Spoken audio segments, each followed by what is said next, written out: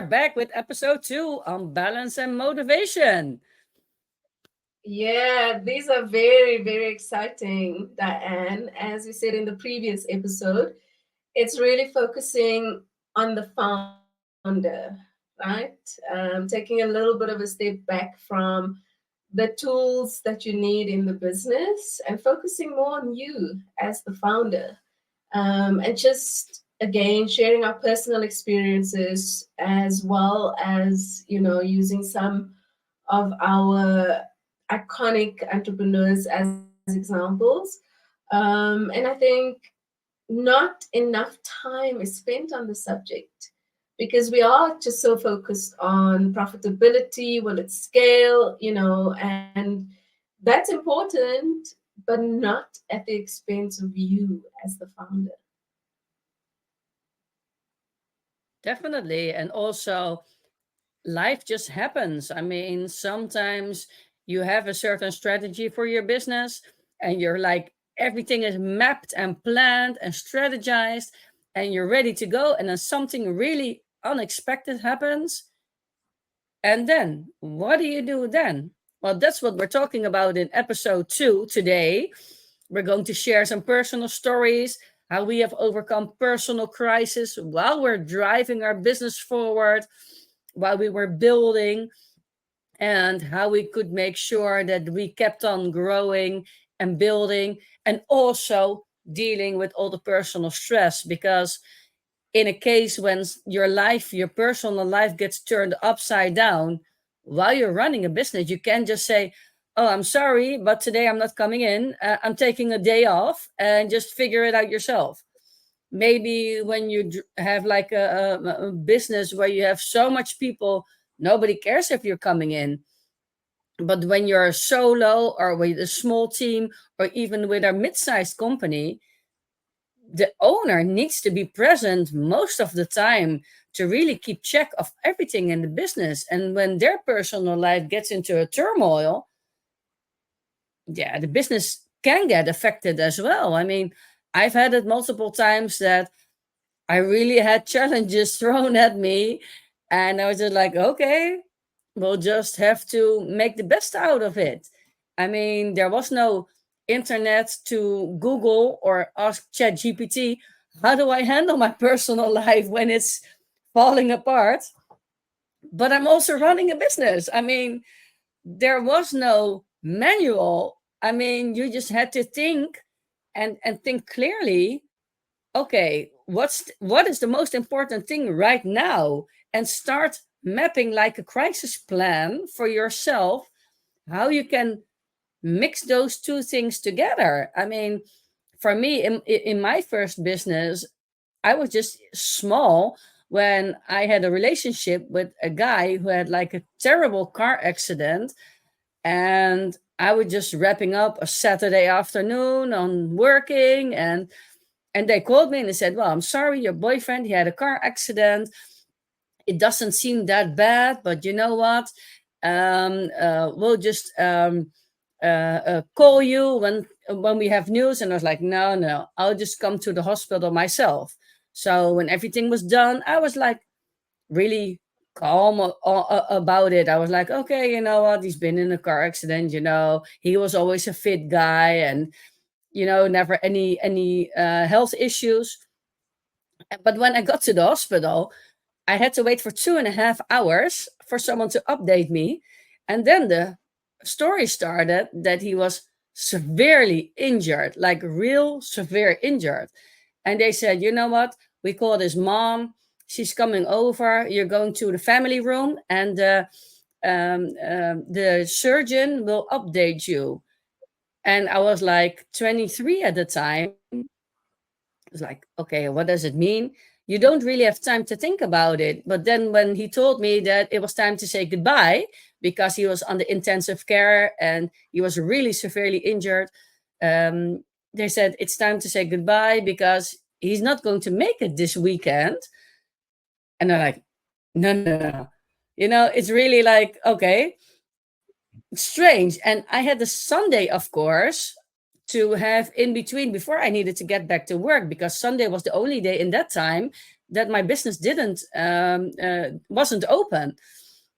But on Monday, I needed to get back. And you need to go back with the feeling that you can get a call from the hospital anytime that he has passed away. And you also need to work. So I needed to prioritize what needs to be done. What are things that I can let someone else do in my business that are not that hard? Give them more responsibility than I would have naturally done, but to shift it a little bit away from me. So if there was anything, I could take a call from the hospital.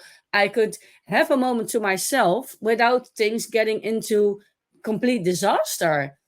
I mean, and to finish the story, well, after 2 weeks in a coma, they found out that his lung was filled with fluids. They needed to operate him because that's why he didn't wake up from the coma. And he didn't die like they expected to, luckily. And then they operated him. And after a few days, he regained consciousness. He could only, he was really confused in talking. He didn't know who people were, not even me, his own mom. He didn't recognize anybody in the beginning. And then step by step, he slowly started recovering, but it took weeks and months. And then he had to go to a rehabilitation center because he couldn't walk. He needed to learn to walk. And besides running my business, I also, because we lived together at that time, I also needed to make sure that I was there for him as well because he needed me as well. And yeah, it was like I said, you really need to start thinking, okay, who in my business is capable of handling more responsibility right now? Who can I give some more tasks without them screwing it up immediately? Who can really think to themselves, okay, if I give them this now, they can really get to work and they understand what they need to do. And that's what I did. And that's what pulled me through that time to really trust on the people in my business, trust on the team, take more responsibility to my team so I could have more time for myself because I couldn't keep working all those hours. I needed also to spend more time on my personal side. And as young as I was, I mean, 23, it's not really sinking in at that moment. So when everything got back, yeah, not to normal, but to a certain new kind of normal, that's when it hit me. And then I really got like panic attacks. And sometimes I just really could get emotional on really stupid small things because there was so much that I needed to process, but I didn't think about. So that's at that moment I hired a therapist on the side to really help me give it a place to really go through it with her and listen to what she advised me to do with all those feelings that I had that needed to have a place. And yeah, for me, that was like a way to deal with it and also run a business. So that was like my personal crisis when I was really young. How was it for you? Wow. Wow, Diane, thank you so much for sharing that. Thank you for that level of vulnerability, right? And I can't even imagine going through that. That must have been insanely intense. And again, thank you for sharing that. I think two things that I take away from you sharing is one, the importance of having an A team. And so don't appoint a PA, rather appoint Yeah. people that you can delegate to, like you said. Should Yeah. a personal crisis happen, the business can still run. But it can really only do that when you have A players, when you've built a team that can run your business better than you can, right? And then the second thing you said that was so, so, so beautiful and so important, I think, just to highlight to our female founders, again, is the importance of either a therapist or having a life coach. It is so important to have a sounding board a place, a safe space where you as a founder can go to, and just release those emotions, right? It is crucial. It is so important that you create that space for yourself, especially, and not only then, but I think especially when you do have a personal crisis that rocks your world and just shifts the equilibrium a little bit, right? And these things can happen when we least expect it, like in your case, Diane. And I think about also, late 20s, early 30-year-old Anto, and being excited about scaling, like again, moving from my mother's lounge to offices in Rivonia, Sandton, to the expansion plan to East Africa. Amazing time. And then, boom, personal crisis, where it was really a family crisis. So I'm not going to go into the detail of it.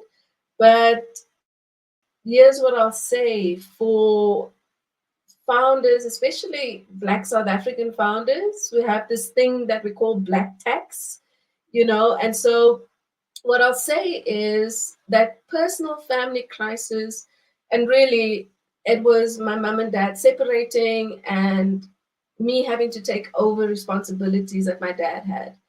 And so, in the midst of trying to scale, in the midst of trying to grow the business, I now have all of these additional responsibility that I had not prepared for.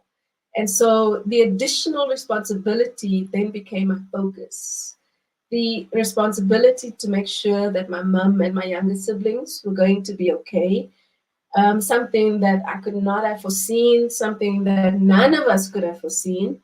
And so it became a very prolonged crisis simply because I didn't manage it well from the beginning, right?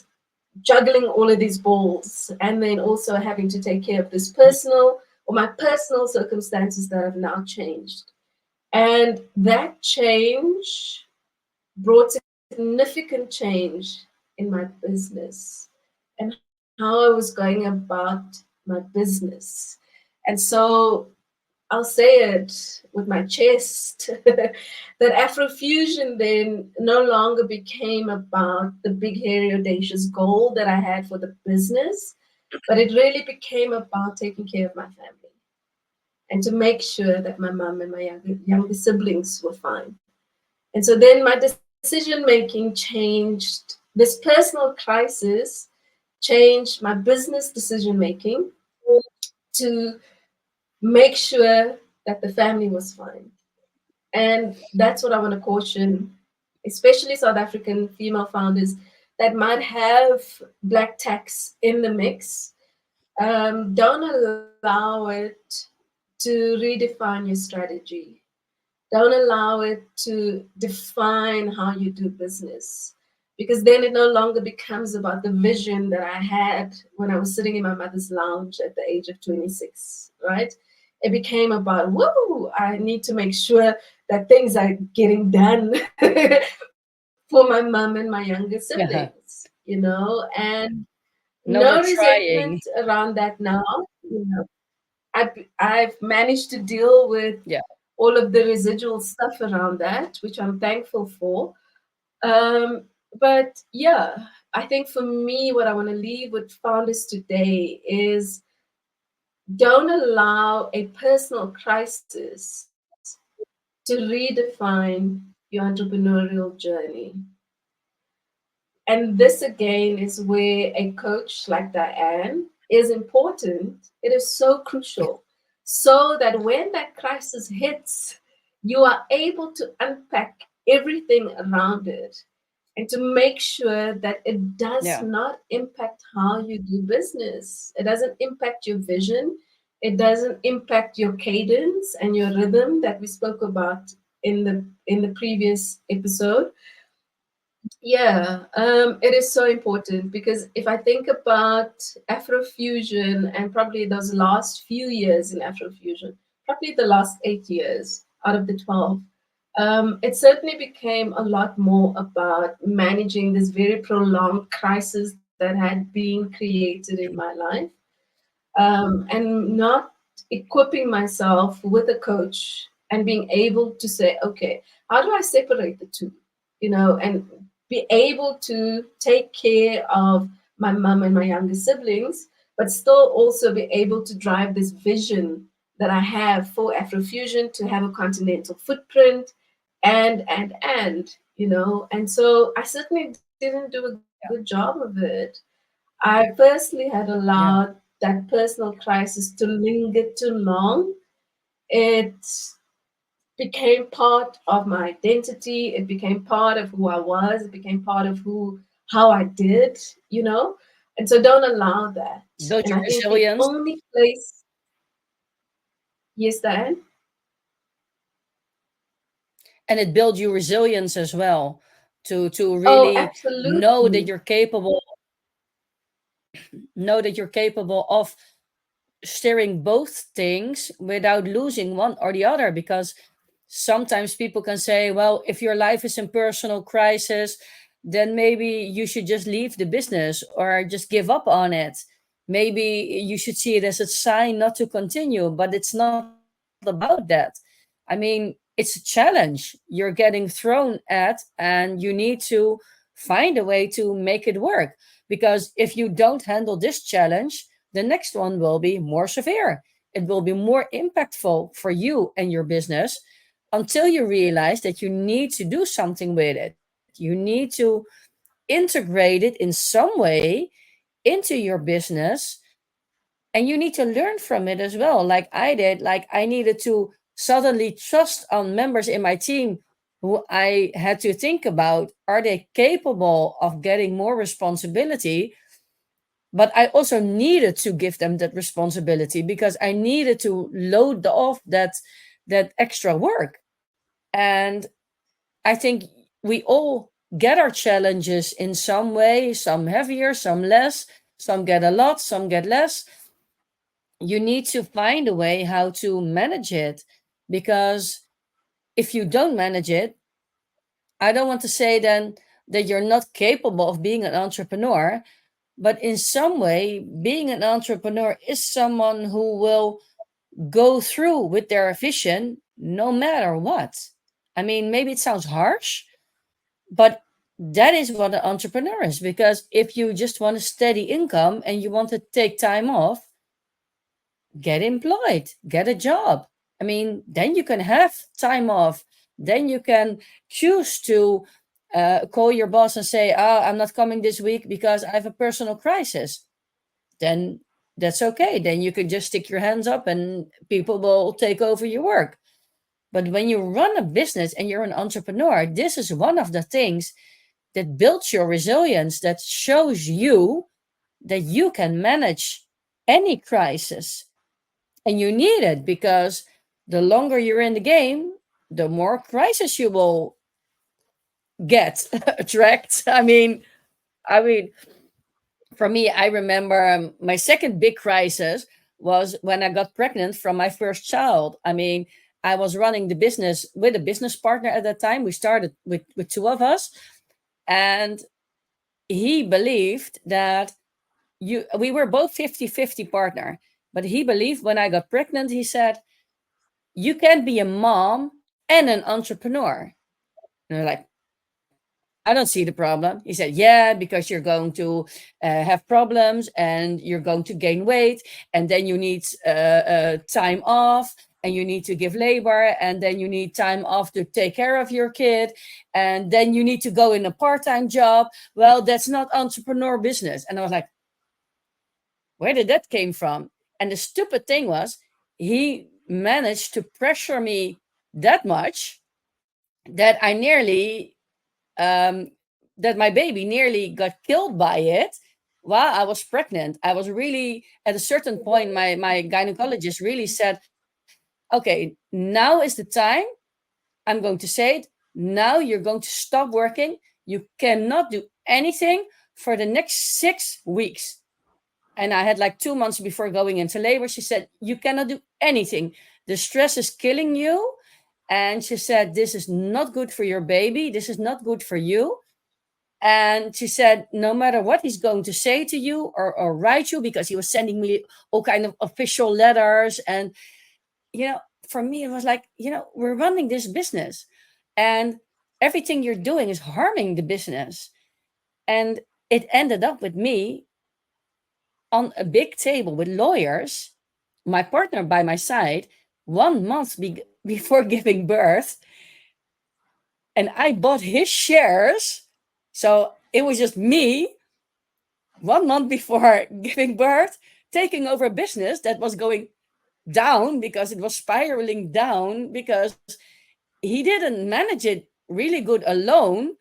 And he pushed me out. So I didn't know for weeks what was happening.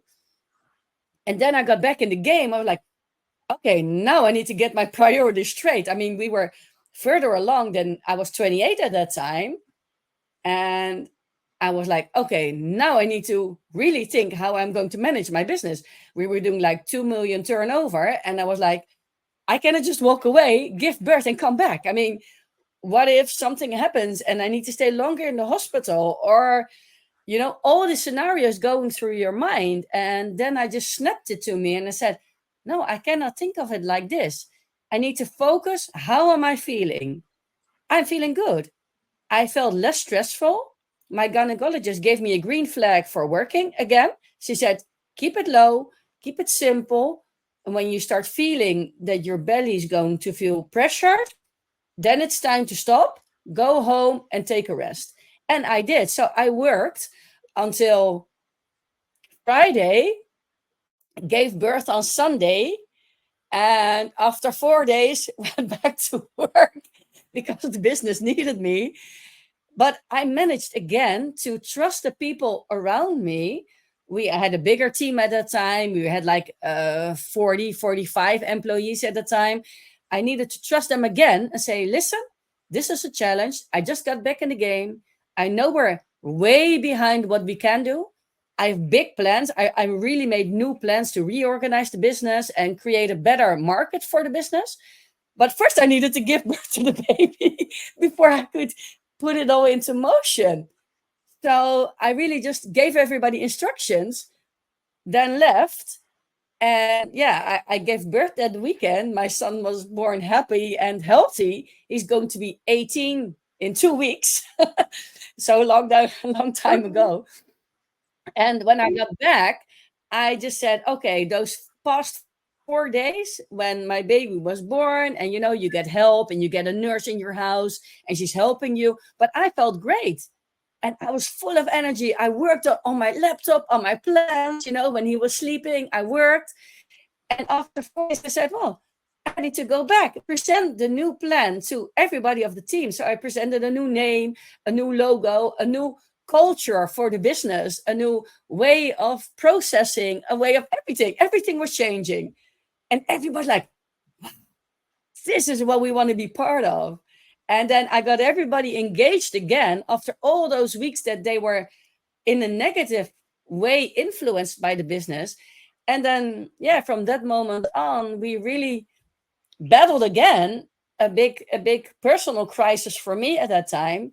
But we made it into like a more resilient piece and built the business even better. We really streamlined everything that we could and optimized. And from that moment on, it was just like, yeah, the door was open again. It was beautiful. Wow, Diane. I mean, that is just incredible. Obviously, not an experience that I share with you because I'm not a mom, but again, you, you've highlighted again the importance of having a very strong team. And so, even when the world is imploding around you, I mean, for you, that personal crisis led into a business crisis, right? When everything is imploding, having a very strong team that one believes in the vision, and then two have the capacity and capability to run things while you're giving birth. I mean, that is just powerful on another level. But I think the what you've highlighted as well is that our resilience as founders is really built in these difficult situations. And that resilience never goes down to zero ever, right? And so as you build it, you just keep building on it, crisis after crisis. But Diane, I have to say thank you for sharing again, very vulnerably, two very important personal crises that you had. And then the lessons from that one, having a team that is able to take the reins when you're going through the most. Two, the importance of having either a therapist or a coach as you go through it so that you can offload the emotions that come with the crisis, right? And then three is that it builds resilience. And it does. Oh, I have had crisis after crisis after crisis. And I can certainly say, after 20 years of being on this entrepreneurial journey, you know, I don't even, I'm not going to say that I have a thick skin, but I'm certainly able to now handle things, that an early stage founder would see as crisis. I'd be like, sit down, baby girl, we're going to work through this, and it'll certainly build your resilience. So thank you for that, Diane. And I can echo that. I can certainly echo the fact that it is so important that you have a very strong team building your business Yeah. with you so that when a crisis hits, a personal crisis hits, that you're able to delegate, able to deal with it, come back, and your business is still standing. It is so important. And then, yes, make space for a coach, make space for a therapist so you can offload the emotions that come with the crisis. And then, three, you can relax in the fact that your resilience on the other side of the crisis, you'll be way more resilient than you were going into it. Yeah, I think we can wrap there for this one, Diane. Yeah. Yeah, I just want to add to that maybe for the Mhm. startups that are listening and are thinking like, I don't have a team, I don't have people around me, it can never be a bad idea to already think about people maybe you're collaborating with, people you can hire sometimes to do things for you.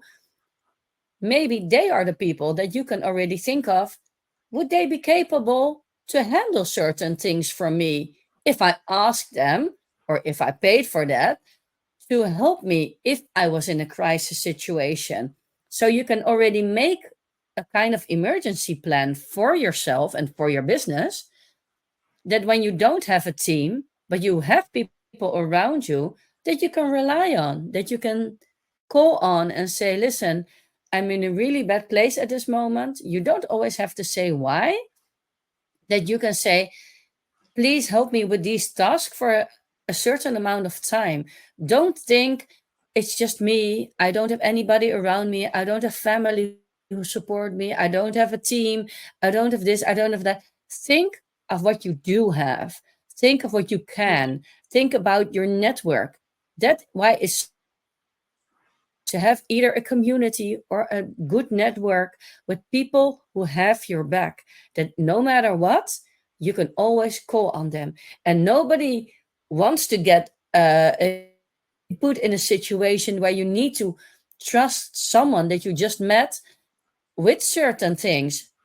But in the end, everything starts with trust, right? When we meet people, we need to put trust in them. If we don't put trust in them, you can never get a deeper connection.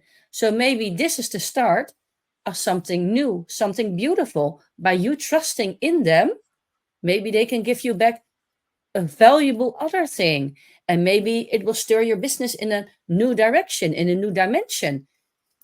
You never know what it's good for. I mean, it's not for nothing that people say when a window closes, a door opens, or if it's the other way around. I mean, there are always opportunities if you're just willing to want to see them. Never think about what you can't do. Think about what you can do. What are your possibilities? Think in solutions. I think that's maybe the best way to start ending our episode, but I don't know if you have anything else to add. Yeah, Diane, that is so, so important. What a beautiful piece of advice to leave with our female founders who might not have built a team yet. It doesn't have to be an internal team, it can be a team of collaborators, and so many times as business owners, entrepreneurs, we tend to craft a crisis management plan for the business. But I think I'd advise you again just to sit down with your life coach, and Diane is right here, to craft a crisis plan for yourself as the founder, right? What are you going to do when a crisis hits for you? What is your plan? Like we said in the previous episode, craft and design and architect an entrepreneurial journey that works for you. And so, yeah, the business certainly needs to have that crisis management plan. And whether that team is internal or external, but having your village, having your people who will support you when things go wrong for you personally and you have to pay more attention on your personal life, that the business doesn't suffer. And I think that's the difference between working in your business and working on your business. And the beautiful place that we all want to Yeah, get to is that we start working on our businesses, right? And not necessarily constantly in it.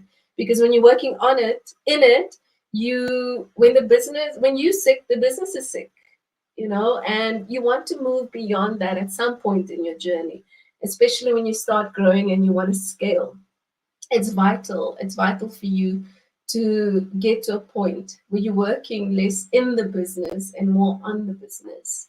So yeah, I think we've left our founders with quite a few gems for this episode on how to manage those personal crises when they pop up, because they will pop up. It's life. It happens, right? So I think we've left them with definitely. quite a bit to chew on in this episode, Diane. So again, thank you. I am looking forward to the live. Please stay tuned for the date and time of our next live episode. And our next episode, we're going to be talking about staying motivated. So subscribe and tune in for that one as well. Over to you, Diane. Yeah, well, thank you so much again for your cooperation for this episode. And I do believe that we talked about really vulnerable topics, topics that you cannot really find back on the internet because a lot of entrepreneurs don't really dare to be vulnerable. It helps you grow, and it also makes you more human to the people around you that you're willing to help, that they see everybody has their story, has their backpack filled with crisis, filled with journey, filled with knowledge, filled with mistakes, failures, you can name it. It's in the bag. And it's okay. Everybody has a bag. It's only how you bring it along with you on your journey and how you let it affect your journey. And that's up to you. That's your choice.